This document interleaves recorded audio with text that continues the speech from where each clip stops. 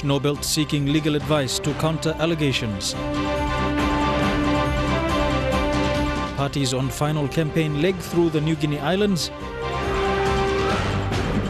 And Manus asylum seeker lawyer in PNG says case to be reviewed.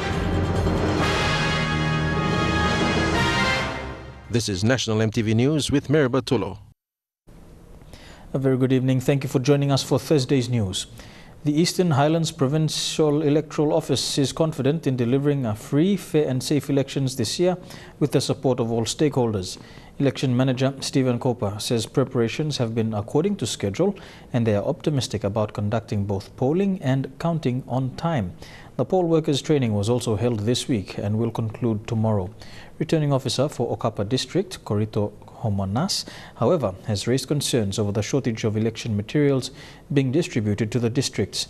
He is concerned that this will cause problems for eligible voters, saying that 15 polling stations in his district will miss out if this is not sorted out. A day after PNG National Party campaigned in Manus, Peter O'Neill arrived on Wednesday to campaign for PNC candidate sitting Governor Charlie Benjamin. He told the crowd PNC has big plans for the small island of Manus. One of them, a cannery project, is still in its final planning stages with a strong determination to have it implemented. From the Highlands to the coast, the PNC leader's active schedule is on track as he flew to Manus Island to back his candidate, Charlie Benjamin. O'Neill was received by the head of Manus Police and senior members of the provincial government. Despite the drama in the past 48 hours over the Manus detention center, the PNC leader was welcomed. O'Neill spoke highly of the economy and budget breakup by the PNC-led government for the past 4 years. For Manus, O'Neill believes the cannery project will push the local economy forward. This will create employment and opportunity for all of us. Now look at them family in the beginning. We have to build on it, and I know that fisheries is a big potential here. Much of the infrastructure developed in Manus comes under the Manus Asylum deal. And with the Supreme Court decision for its closure and withdrawal of refugees, O'Neill is calling for Manus to turn its eyes to embrace the tourism sector. Of course, we got a good airport coming up. We need to promote tourism. Air New Guinea is flying over us and going to Micronesia and Palau and all these places. I will tell them to stop here, making sure that we have immigration and custom clearance. We build a new terminal in Madang. We build a new terminal. Now you need walk fencing.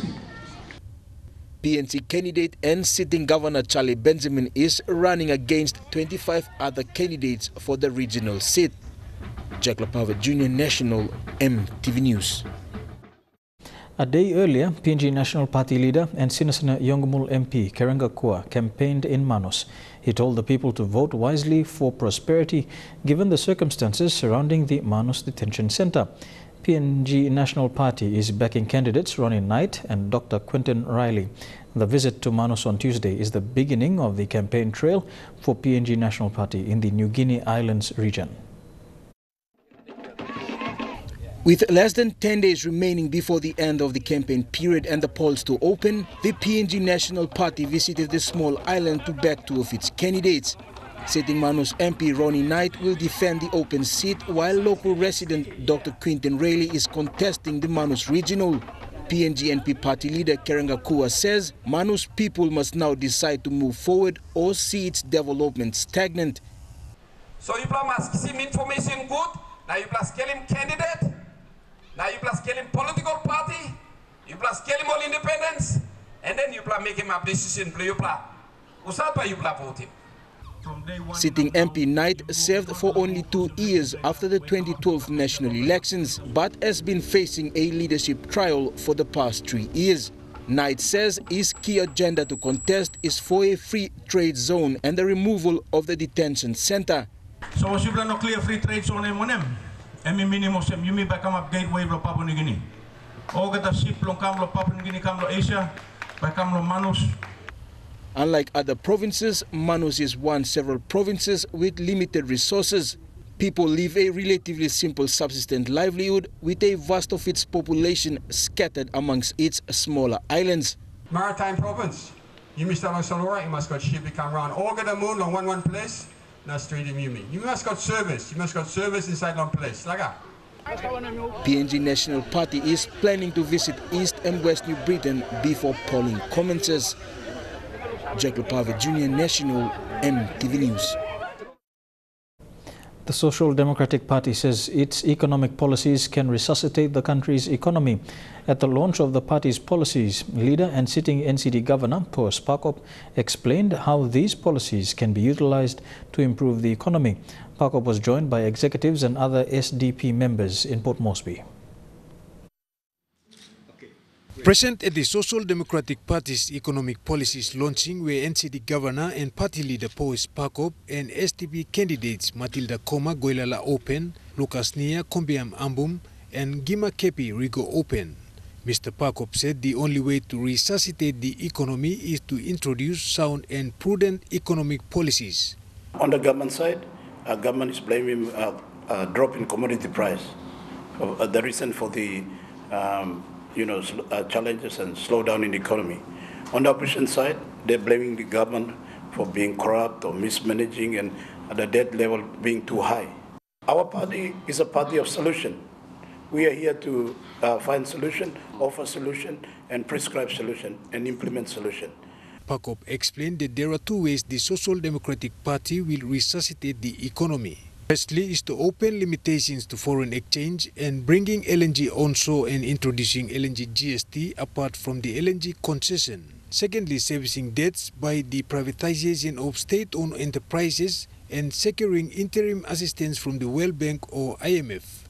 Revenues obtained can be used to build infrastructure, encourage the SME sector, support agriculture special economic zones and improve health and education.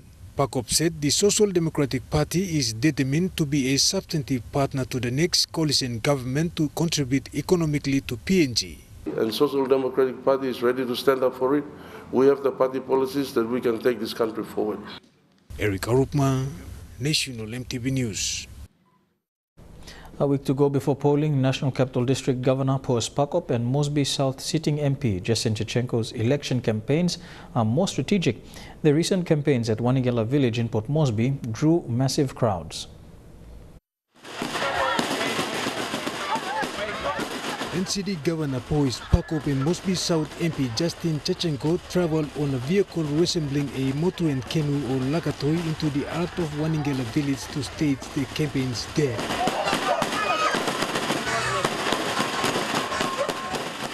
They were surrounded by a sea of supporters who escorted them onto the stage.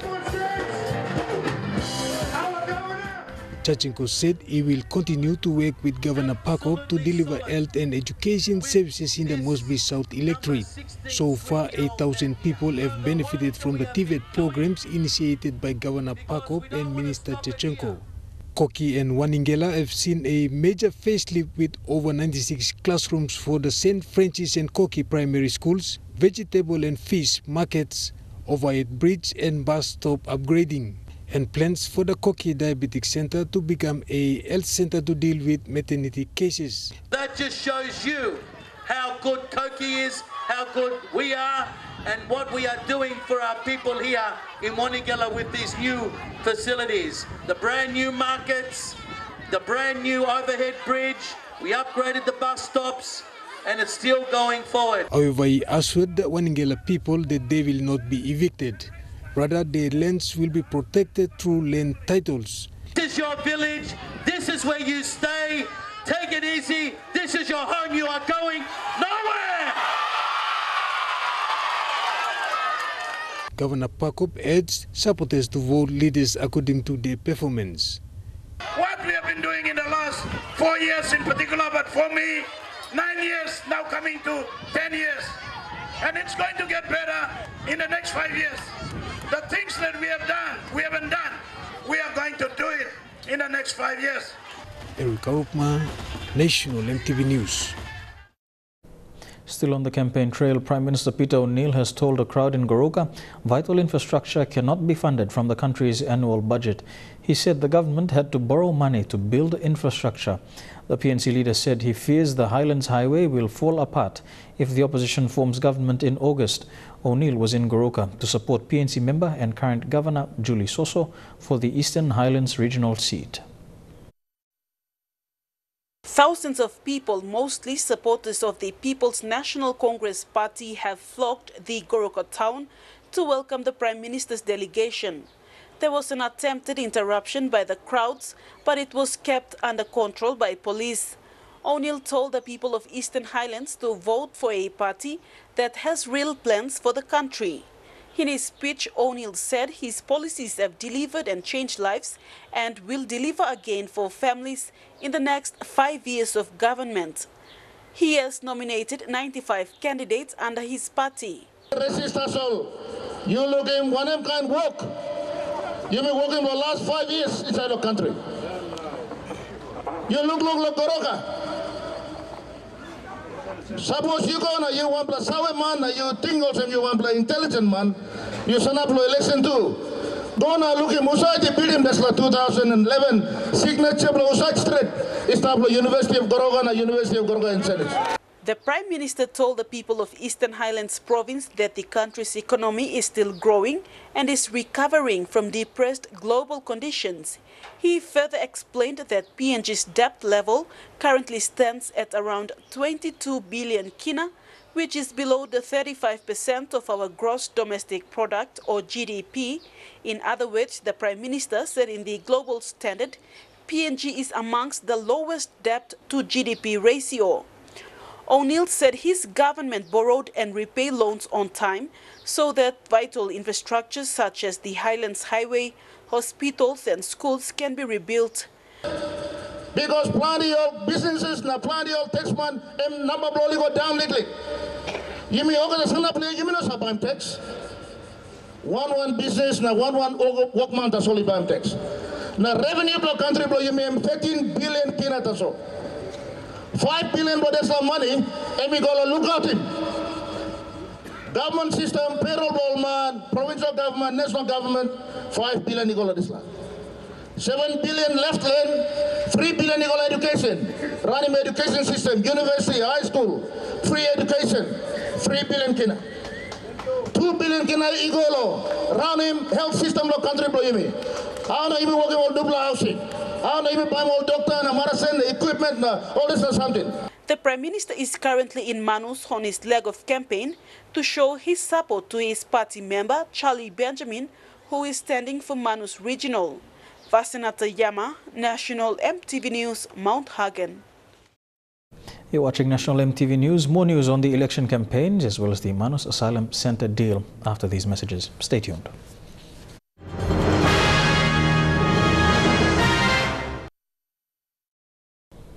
Welcome back to National EMTV News. A hit-and-run incident on the Poreporana freeway has left a teenage boy dead. The incident happened around peak hour at 4 p.m. The boy, who is believed to be from Gulf, was crossing the road with a friend when he was hit by a high-speeding vehicle.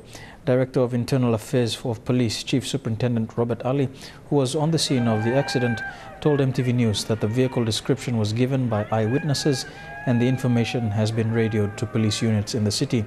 He said the incident was unfortunate and asked the public to take extra measures when crossing the road and for drivers to also be on alert.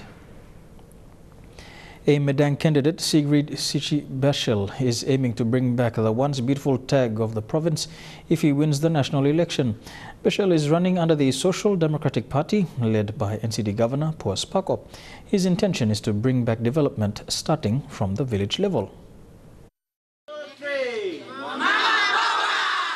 The Madang Open candidate Sigrid Sigi Bashel says when he takes office, he will make sure his 7 policies he is standing for are immediately implemented. One of the primary areas he will be looking into is creating jobs for the youths by creating economic growth through export-driven industries. About in terms of agriculture, fisheries, tourism, then we need human resources to support those industries. But because the government has forgotten about them and they see them as a hindrance to our development, that's why they've been left out and they've got no pathway for them. Bashel will also be focusing more on building better road infrastructures in Madang district, as most of the road people walk for hours or even days just to get to town to sell their produce. Another area of concern is law and order. Fixing up law and order, but law and order, if we start to focus on economical growth by encouraging economical growth by supporting it with export-driven industries, then that will very much eliminate most of the law and order problems that we have here in Madang and in Papua New Guinea, because most of it is unemployment. We have a lot of youths now that are unemployed and are looking at ways and means to develop themselves, and they're finding it very hard to find work and employment, so then they're leading into bad habits and they're going into different ways and means to support the family, and that's why we have a lot of law and order problems here. But then we also have a shortage of manpower, of police personnel, and we have a shortage of accommodation, and we need to support more community policing inside each ward area. Bashel, when asked if he is confident of winning the Madang open seat under the Social Democratic Party, this is what he had to say. Never confident. If any candidates say they're 100% confident in this race, then they're wrong. There's going to be a few surprises. Yeah, it's going to come down to second or third count for sure.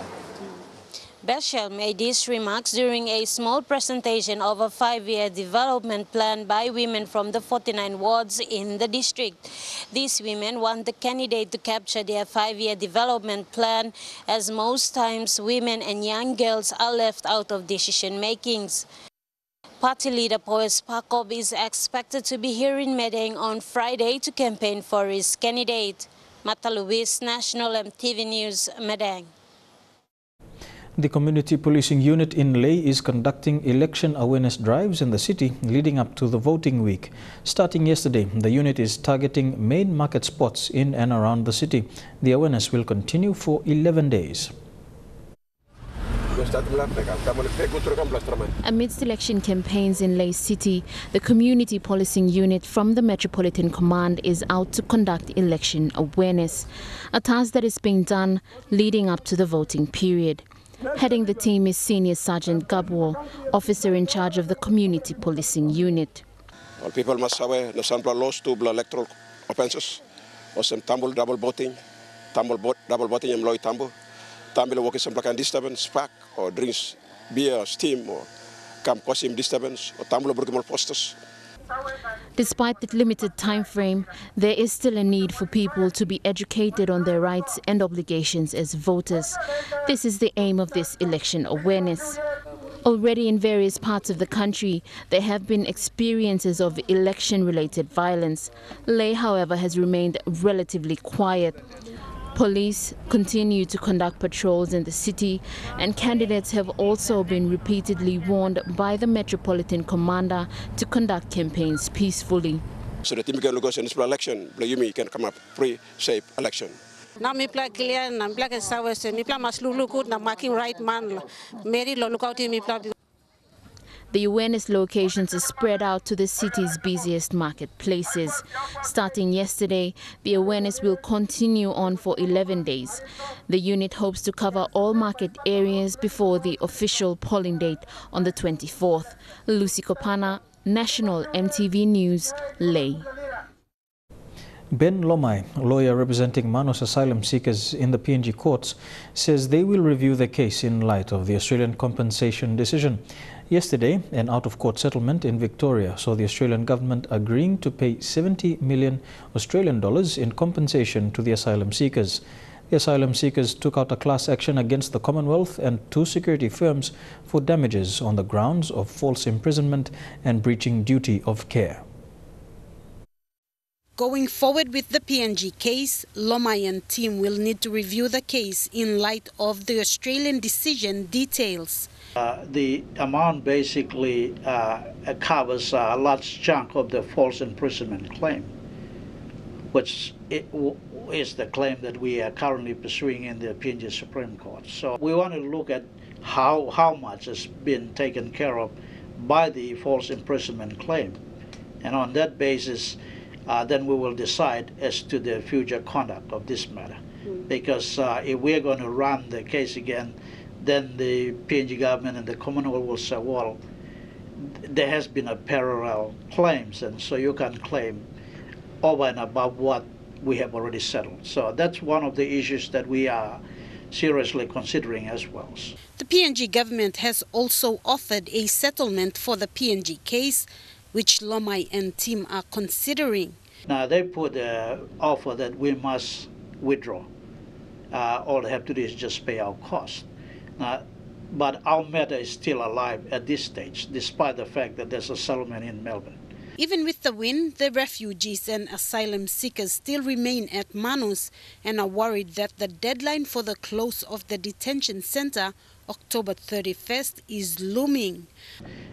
Right now, our clients are under pressure because every now and then the PNG government and immigration says that they will deport them the very next day. So this is not healthy for our clients. In fact, it causes a lot of mental problems for them, thinking, especially in relation to those non-refugee. They are about 160 plus. Lomai hopes that they can work out a concrete timeline with the PNG government, especially the immigration officials. We'll have to put up a timeline so that we all can work together to achieving the closure by the 31st of October. And that's one of the very important issues which we will still discuss with the PNG government and immigration. Sarah Aupong, National EMTV News. On the controversial Manus Asylum Centre saga, the Prime Minister says the deal was signed and agreed to for the development of Manus province. Prime Minister O'Neill told locals in Manus the Manus deal has no secrets with close friends Australia.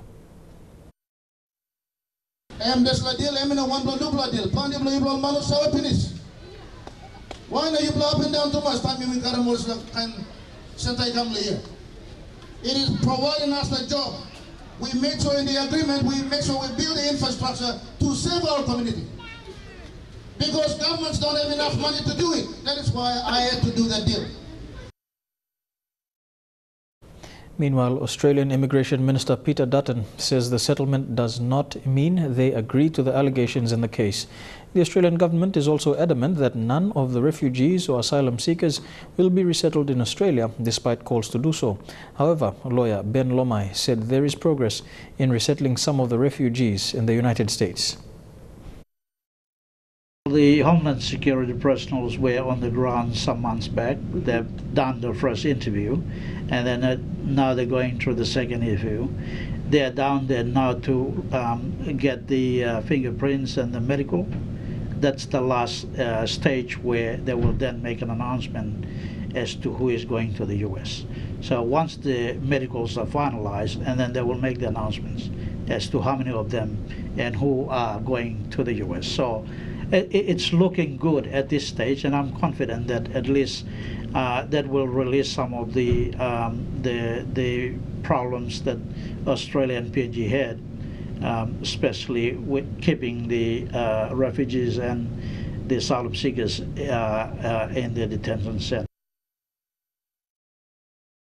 High transport costs and delays along the Highlands Highway are some of the biggest difficulties being faced by farmers in the region. The delays have increased with recent damage to parts of the highway at Kasampas and Simbu. This is the state of the Kasampas section of the Highlands Highway. Sections have collapsed due to weather and poor drainage. It is difficult for heavy vehicles who have to maneuver between the gaping holes on the roads. Farmers carrying vegetables have to bear the costs of delays and travel. The Catholic Archdiocese of Rabaul will stage a peaceful protest march tomorrow in Kokopo over the deportation of Douglas Tennent. Mr. Tennent, a lay missionary from New Zealand and a former law lecturer at the UPNG, was ordered to leave the country on grounds of having an invalid entry permit to stay in the country.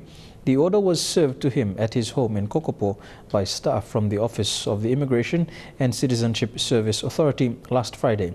It is understood Mr. Tennent was providing legal advice to landowners at the Sigete Mokus oil palm project in West Pomio, a controversial project established on customary land.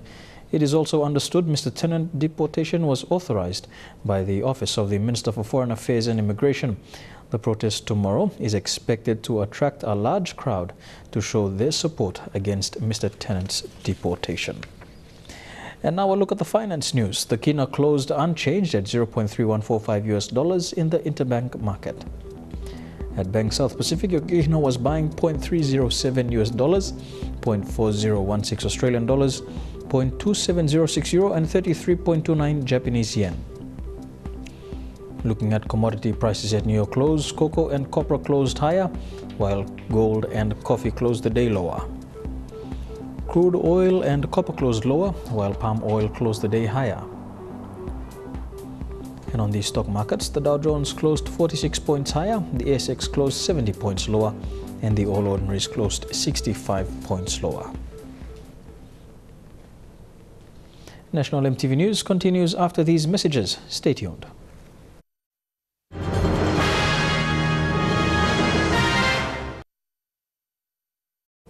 Welcome back to National EMTV News. Namatanai candidate Walter Schnaubelt has brushed aside allegations of tampering with election processes leveled against him. Schnaubelt is speaking out after he was accused of being in possession of ballot papers and hiring military personnel for his election campaign. He says the allegations were politically motivated to interfere with his campaign trail for the Namatanai open seat. Schnaubelt is now seeking legal advice against East New Britain Police, the media and others who he says were responsible for spreading lies about him. He said based on legal advice, he will act accordingly. I'm now seeking legal advice on the next measure to take. And upon the advice, I will then act accordingly to clear my name against those who try to discredit me in public, in the media. The National Alliance Party has thrown its support behind Walter Schnaubelt. Sitting Gazelle MP Malakai Tabar said National Alliance is intact and has not been moved by the allegations leveled against their party president. Tabar, who is the deputy leader of the New Guinea Islands NA bloc, says the ripples of the allegations will not affect their base voters within the region.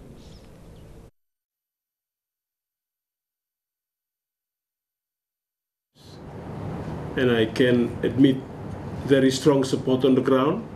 We were, I guess, encouraged by some political rivals of the candidate for Namatanai. You have effectively tarnished the good name of Mr. Walter Schnaubelt. The political party that we are part of, the National Alliance Party, have a lot of respect for Mr. Schnaubelt, first and foremost as a person, but more importantly as the president of the National Alliance Party. National Alliance is supporting him because National Alliance is concerned or some development of Namatanai has been stagnant. Inogatu. A PNG Defence Force naval officer is expected to appear before the Lorengau District Court for 2 counts of sexual penetration of a minor. 21-year-old Rodney Angue from Mendi, Southern Highlands, is now in police custody after he was arrested and charged. Angue is based at the Lombrum Naval Base in Manus. The alleged offence occurred between April and May this year. Manus Police Commander Chief Inspector David Yapu is pleased with the arrest and says both defence and police personnel are subjected to criminal law. Women of Central Bougainville have protested against the proposed signing of the Memorandum of Agreement in Panguna tomorrow. A protest march held in Arawa said no to mining and no to the Bougainville Copper Limited or BCL. The march was led by concerned mothers saying women own the land and not men. Fabian Hakalits reports from Buka. This picture's courtesy of Lenny Munau shows the peaceful protest march in Nara today, led by Panguna women landowners and mothers from the mine-affected areas, supported by youths, men and children. They protested against the memorandum of agreement proposed to take place this Friday between the autonomous Bougainville government and Panguna landowners, which will see Bougainville Copper Limited come back to Panguna. They carried placards and banners with some reading, "Women own the land. Do not dig my land. BCL not welcomed into Panguna. Don't create another bloodshed." The march ended at the Special Mining Lease or Sikayang Landowners Association office, where they voiced their grievances to the former chairman, Lawrence Daviona, and his executives. Panguna landowner Bernardine Gamel Kama said they have voiced their concerns to Mr. Daviona, claiming they will sign the agreement which lacked consent of women who are culturally the true landowners. She also said the Panguna issue will cause division among the people of Bougainville because this mine has caused bloodshed of wreaking war and destruction, with many lives lost during the post-conflict. The Panguna mine reopening was an issue in the interest for only a minority of people, especially men, labeling it as a dangerous move by the autonomous Bougainville government, with a second crisis should not happen again. And the message was clear: no mining, no BCL, and they against the signing, saying it must not proceed this Friday. In Buka, Fabian Haklitz, National EMTV News. Turning overseas now, a United States Republican politician has been shot and is in critical condition in a deliberate attack by an anti-Trump supporter. 5 other people were injured in the early morning shooting at a baseball practice in Virginia. Batting practice. Shattered by shots fired, large caliber, 50 or more, witnesses say, as this man ducks for cover. But this team includes 20 members of Congress. Hey, is that guy okay out there? Guy been shot, is he okay? You can see several people crowding around the player on the field. There's also a victim down in the baseball field. That victim, Congressman Steve Scalise, shot in the hip, medevaced off the field. He's in critical condition tonight, his family heading to visit him. It was his Capitol Police detail, 2 agents, who returned fire. The shooter, 66-year-old James Hodgkinson, an unemployed Illinois man who had reportedly been in the Washington area for a couple of months. The members of Congress were preparing for the annual congressional charity baseball game. 2 members left before the shooting and were approached by the gunman. There was an individual, middle-aged Caucasian male, that asked us, hey, is that Republicans, Democrats, what? And we're like, Republicans. And then he kind of turned and went towards the field. Representative Joe Barton is there with his 2 sons. He had 25 dads. Everybody out there was looking out for him. Within minutes, local police joining in the gun battle. The gunman is down at 7:14 and dies later. In all, 4 shot. The congressman, one of the Capitol Police officers, a staffer and a lobbyist, 2 others injured. It has been almost 24 hours since a high-rise social housing building in London was in flames. Many residents are still unaccounted for. Authorities are promising a phone investigation, but questions are already being asked over why residents concerned about fire safety weren't listened to.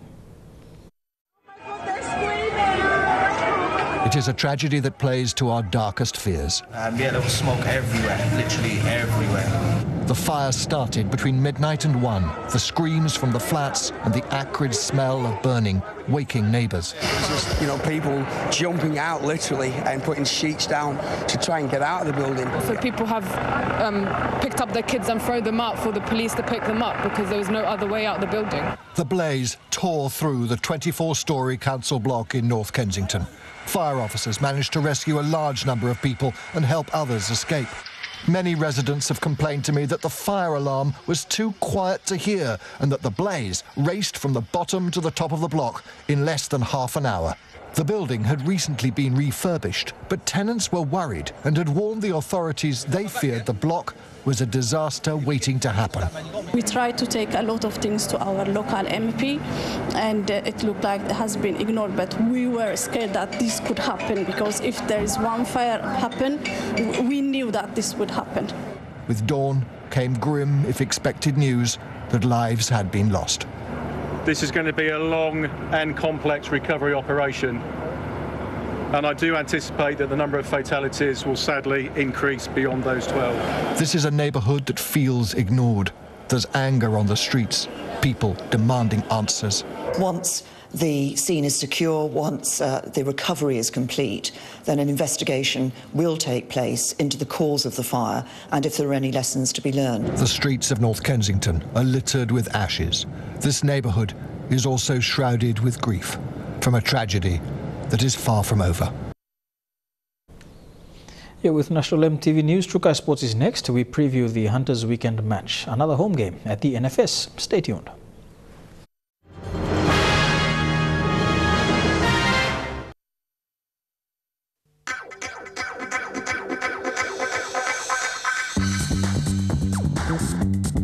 Trukai Sports.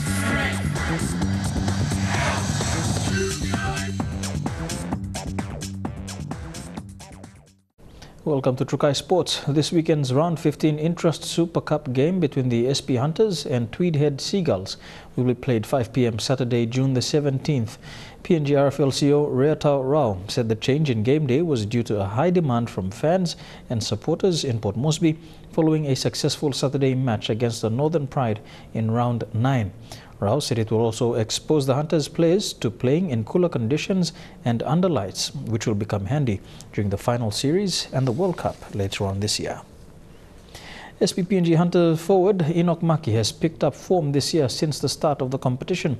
He has suffered from injuries over the past 2 years and was not able to have a successful campaign.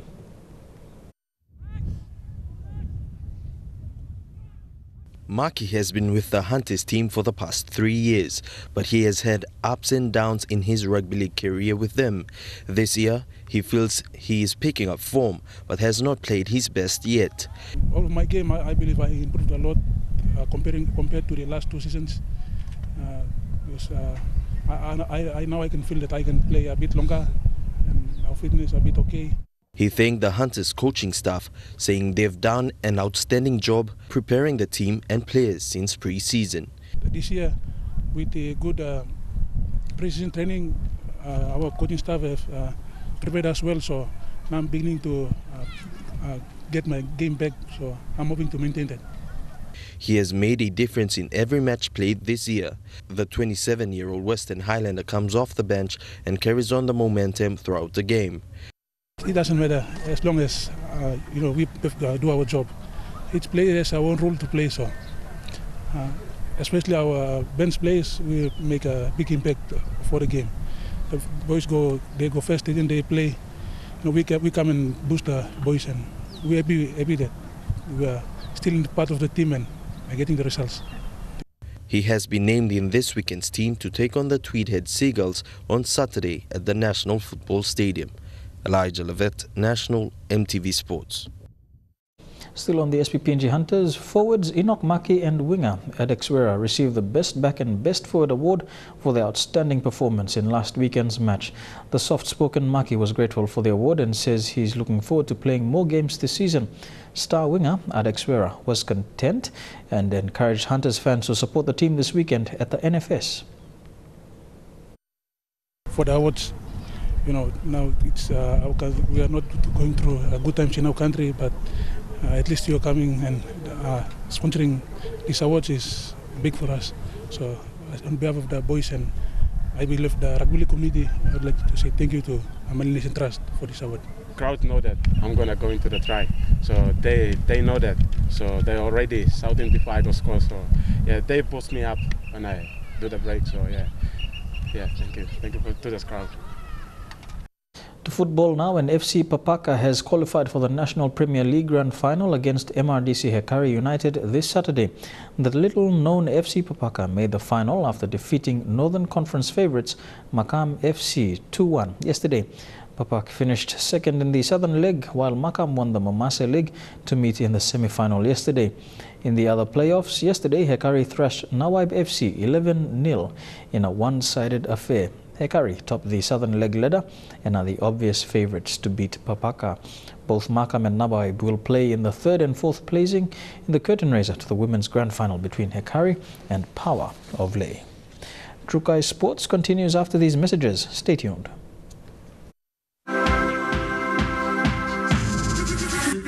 Trukai Sports. Welcome back to Trukai Sports. To netball, and a 51-point all draw between Paramana and Snacks Mermaids capped off an exciting start to round 3 of the Port Moresby Netball Premier Division competition last night. Competition frontrunners Mermaids welcomed back captain Nancy Kapi in a bid to bolster their mid-court. It was a revitalized Paramana who were desperate to take control, and they did so from the get-go. Only a single goal separated both sides by half-time, with Paramana in front, although that narrow lead would be extended by 5 more goals leading into the final quarter. Desperation by the Mermaids in their defensive third against Marie Otio and Kalayamo towards the dying stages would restrict Paramana's goal scoring. And it wasn't until Mermaids' goal attack Jeffet Tulapi's last-ditch effort did that prove important. The final score, Paramana 51, Mermaids 51. Yeah, this week we came in with a new team. We're trying out our young girls to get them on the court, give them some exposure for those big games, and that's a big game for us.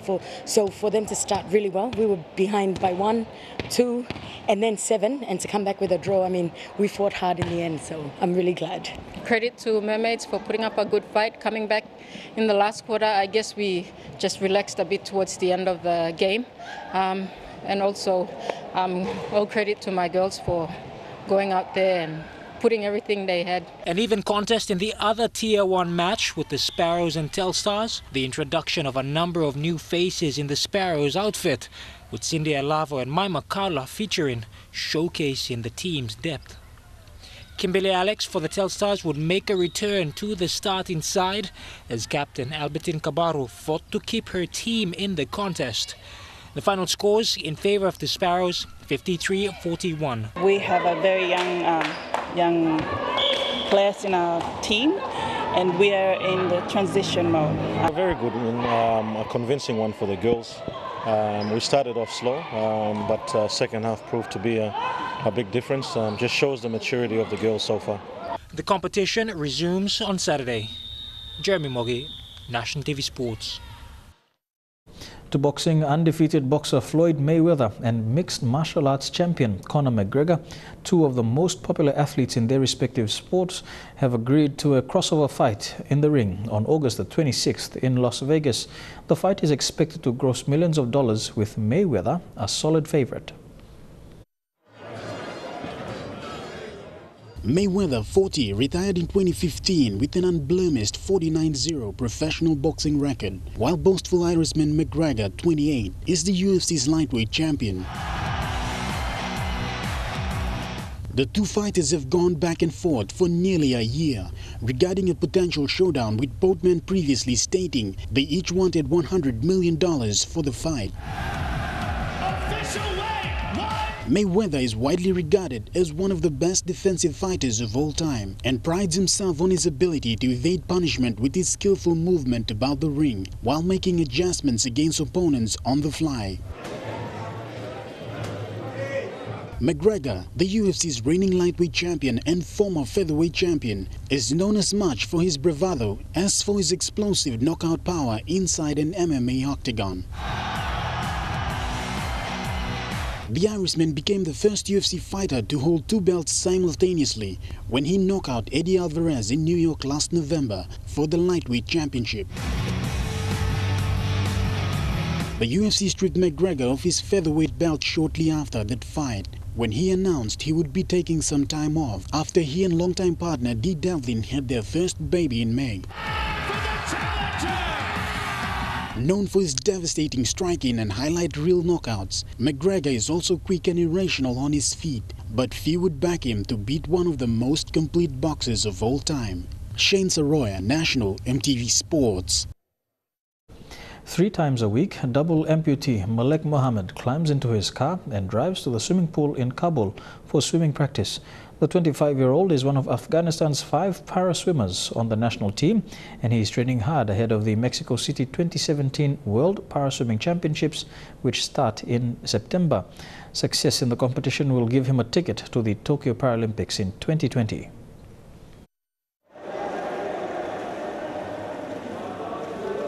So I hope I selected here to present my country because others, I mean disabled people, the amputee community are looking on me and they are waiting to bring some good result for them, good medal.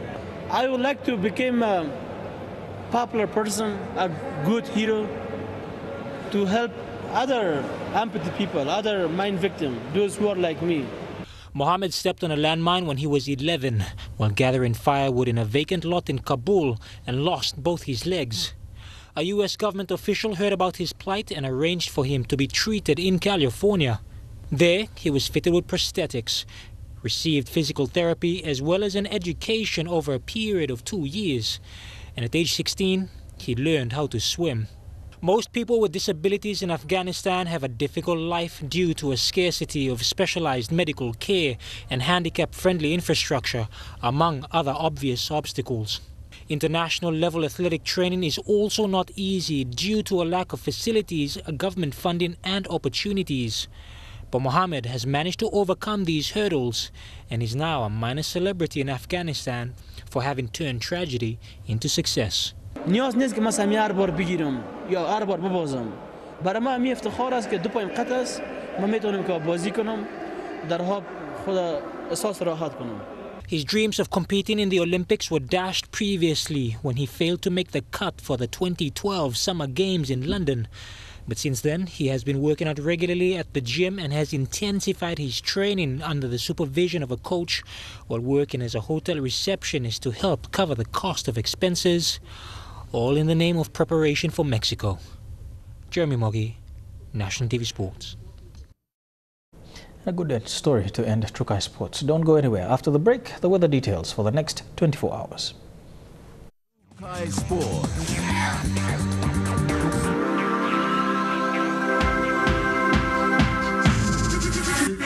Trukai Sports. The weather details are proudly brought to you by Dulux Weather Shield. Worth doing with Dulux.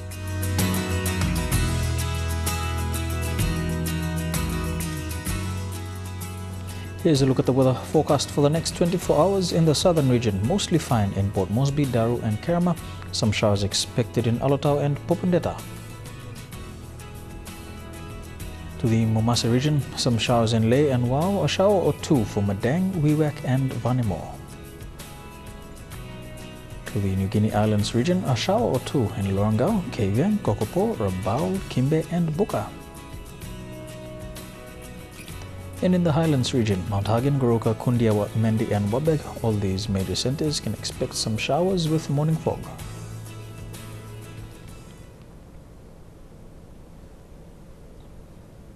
The weather details are proudly brought to you by Dulux Weather Shield. Worth doing with Dulux. And that's the way it is this Thursday, the 15th of June 2017. From the MTV News team, pleasant viewing. Good night.